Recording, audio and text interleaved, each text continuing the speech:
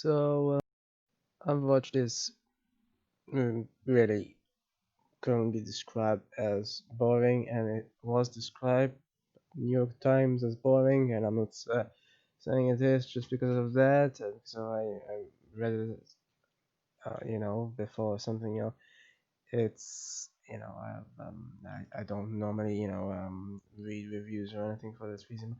It really is boring, really really boring. I mean,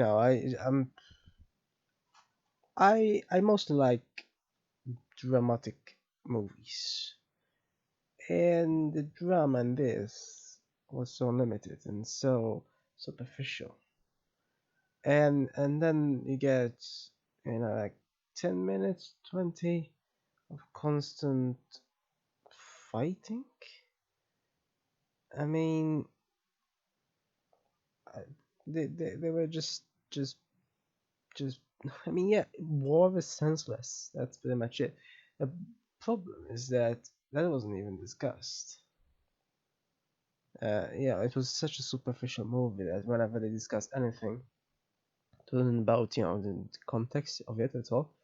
It was the superficial stuff. Now I realize that superficial stuff is also discussed, so it's not like in that sense it's realistic, but as a movie that doesn't quite work, right? I mean, yes, it's based on a supposedly real story, although this is all imagined as far as it seems. So it's about the Rats of Tobruk, and it's a look, pro- it's propaganda, obviously, right? I mean, literally, the word propaganda is mentioned at one point, but only the in terms of Italian propaganda. For some reason, I'm not even sure what it was mentioned about specifically. I don't know why they do it. Like they can do everything else besides the intro text thing and several other things. They could do that and still have most of it is still mediocre drama at best, but not propaganda. But then they need to add some nonsense and like obviously the fanfare at the end. I mean, it was pretty short anyway, but mainly it's the text at the beginning. It's just such pure, unadulterated. Just it does. It doesn't really chime in with. I mean, movies should really speak for themselves. If every movie begins with like if we do a biography of anyone and it begins with by saying, then we will honor this person. I'd immediately start thinking, yeah, this is probably not balanced, you know. And sure enough, it wasn't balanced. As in, it's not like they depicted the opposing sides and such. But movies should really speak for themselves. That's pretty much it, really.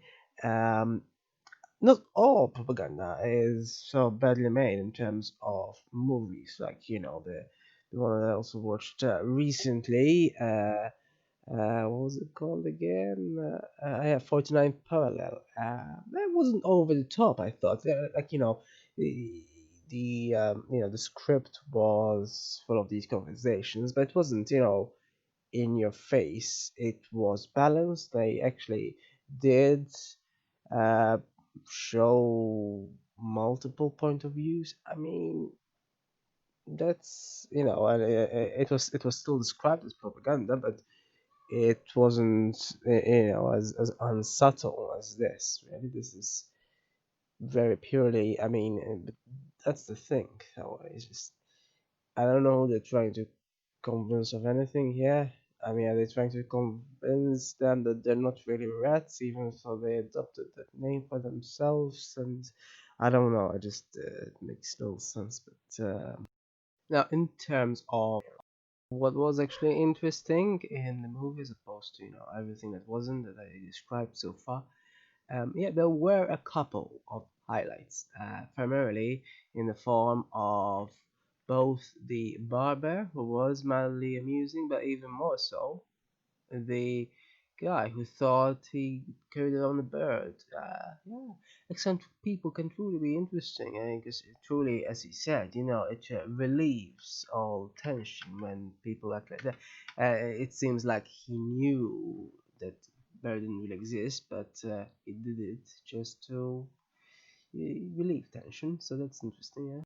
But of course, he doesn't salvage the movie really. The whole movie is much more than either of them, and they don't really quite salvage much. There only is, I'm not sure if it's even like 1/4 of the whole movie. But yeah, the ending is spectacularly idiotic. Really, I don't know why they went with that ending.